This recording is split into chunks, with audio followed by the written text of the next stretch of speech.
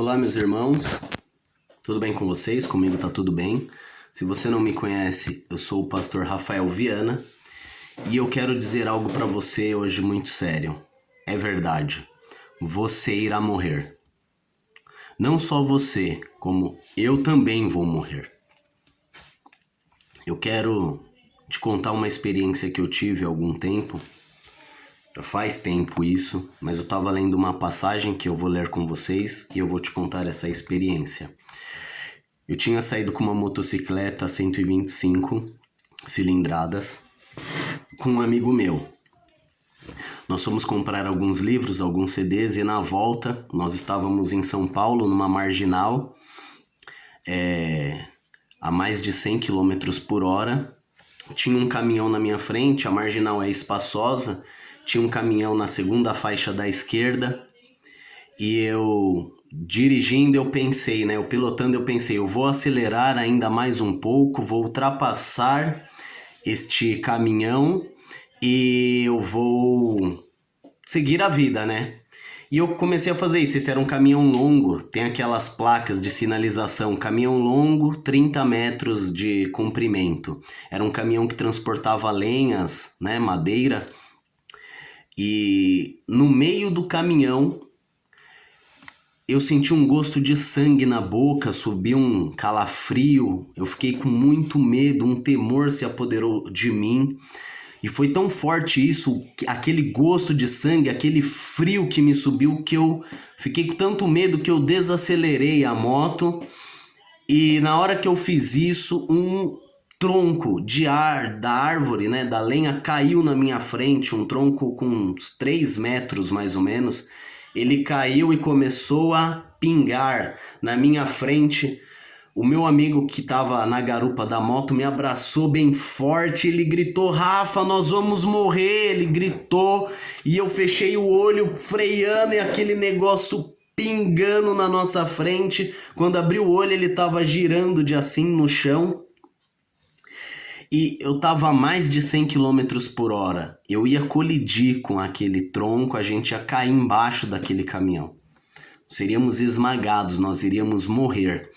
E um táxi branco passa com a roda por cima desse tronco e ele dá aquele pulo e parece, eu vou falar parece, porque eu não vi o anjo, mas com certeza um anjo de Deus, ele pegou aquele tronco com as mãos, ele empurrou por baixo do carro e ele encostou aquele tronco no meio da marginal, tem o rio Tietê e tem uma coluna que segue, a margem do rio, e aquele tronco colou ali naquele muro. E nós passamos, quando nós chegamos no destino, que em casa, a gente estava com a perna tremendo, com medo, apavorado, e eu pensando comigo, nunca mais ando acima de 50 km por hora, com medo. Mas o que eu quero te dizer, eu não planejei morrer naquele dia.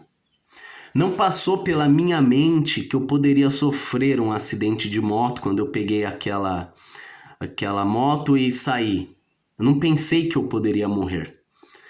E a experiência que eu tive, que antes disso acontecer, eu senti aquele frio, como o espírito da morte estivesse abraçando a gente, eu comecei a sentir o gosto do sangue na minha boca.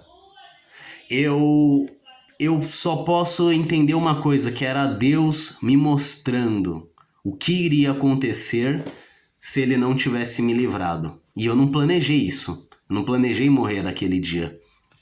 Mas a morte iria chegar para mim e para o meu amigo. Assim também é com você. Você não planeja o dia em que irá morrer. Você não sabe o dia em que irá morrer. Mas se você não tem uma visão, se você não vive para a eternidade, você nunca medita nisso. E um dia, mesmo que você não acredite, ele estará lá. Deus estará lá no dia em que você morrer. E você terá que prestar conta diante dele no dia da sua morte. Estava lendo aqui em Lucas, no capítulo 15, No Lucas capítulo 12, perdão. O verso 15 diz assim: acautelai-vos e guardai-vos da avareza. A avareza é o amor excessivo aos dinheiros, aos bens materiais, ao material dessa terra. Então Jesus está dizendo, tenha cautela, guarde-se de não ser um avarento, porque a vida de qualquer não consiste na abundância do que ele possui. Mas, peraí gente, só um segundinho. Bom, precisei dar uma pausa aqui de alguns segundinhos. Eu estava dizendo, a vida de qualquer não consiste na abundância do que ele possui. Mas nós não enxergamos desta forma como Deus enxerga. Olha o que Deus está dizendo, que a vida de qualquer um não tem nada a ver com aquilo que ele possui. O valor daquela vida não é medida pelo valor dos bens que ele tem. Deus enxerga assim, nós não. Nós podemos até dizer que nós não desrespeitamos o mendigo ou que nós não faríamos pouco caso de um mendigo, é verdade. Mas geralmente o que as pessoas fazem é que quando ela está na frente de alguém que tem muito dinheiro, muita influência e muito poder, sempre o tratamento e a atenção dela será maior do que a atenção que ela dá para um morador de rua, por exemplo. Estou usando aí casos extremos para você entender. Isso é verdade. Mas para Deus, e somente para Deus, Deus enxerga os dois de uma forma que ele não pesa, ele não pondera os bens materiais de um e do outro. Deus, ele olha para os dois absolutamente igual. Então ele está dizendo que a vida de qualquer um não consiste naquilo que ele possui. Então Jesus, a partir disso, ele conta uma parábola. Ele diz que um homem tinha uma herança, tinha umas terras, e essas terras produzem com abundância. Então ele pensa entre si, este homem, era um homem rico. O que eu farei? Eu não tenho onde guardar toda essa prosperidade que as minhas propriedades me deram, né? Então ele tem uma ideia, consigo mesmo. Vou derrubar os meus celeiros e construirei outros maiores. E então eu vou guardar tudo o que tenho. E depois eu vou dizer para mim mesmo, minha alma, tens em depósito muitos bens para muitos anos. Descansa, come, bebe e folga. Leva uma vida sossegada, ele está dizendo. Mas Deus, enquanto ele pensava isso, Deus está olhando para ele dos altos céus, enxergando o pensamento dele. E olha do que Deus o chama, está lá no verso 20, em Lucas 12, verso 20. Deus diz assim, louco, esta noite te pedirão a tua alma. O que você está aguardando, para quem vai ficar? Olha o que Deus está dizendo. Seu louco, esta noite pedirão a tua alma. Este homem, ele não estava planejando morrer. A morte sequer era uma possibilidade na vida dele. Olha, isso é muito interessante. A morte nem era uma possibilidade na vida dele. Ele está dizendo, vou viver por muitos anos. Vou descansar, vou gastar tudo isso e ainda vai ficar ainda coisa aí. Eu vou viver muito bem a minha aposentadoria. Deus está dizendo, você vai morrer hoje. Hoje você vai morrer. Então Jesus conclui dizendo, assim é aquele que para si ajunta tesouros e não é rico para com Deus. Uma pessoa que ela ajunta tesouros, mas na terra, mas não tem uma noção da eternidade, ele não tem uma noção de que é mortal, ele não tem nada no depósito de Deus. Ele pode ter muitos bens, mas uma pessoa que jamais pensou na possibilidade de que iria morrer e que um dia ele estaria diante de Deus para apresentar as suas obras, este homem, ele é um miserável. Ele não tem nada. Ele é um pobre. Ele não tem sequer uma moeda no depósito de Deus. Tudo que ele faz é para o seu próprio bem. Tudo que ele faz é pensando no futuro, no descanso do futuro dele. E ele não sabe que ele vai morrer hoje.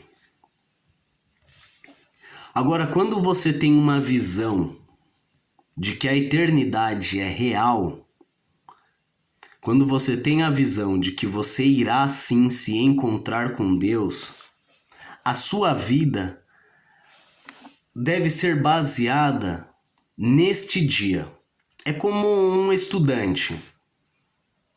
Um estudante de uma faculdade, de uma universidade. Todas as provas, todas as noites, toda a dedicação, toda a leitura, todo o trabalho, toda a pesquisa dele visa um único dia.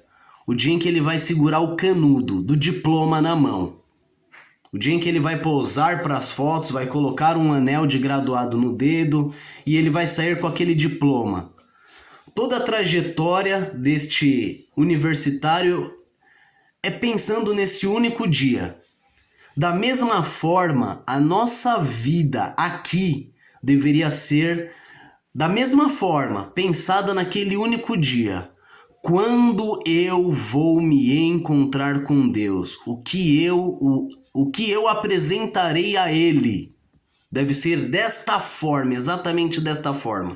Uma pessoa que vive com essa consciência, que sabe, ela não precisa de uma explicação sobre qual é o sentido da vida.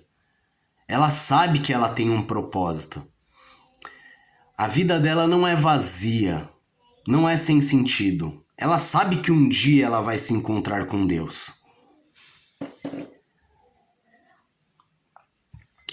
Uma pessoa que leva a vida... O estudante universitário, ele não deixa de fazer nenhuma prova. Se ele perde a prova, ele tenta fazer uma outra de recuperação.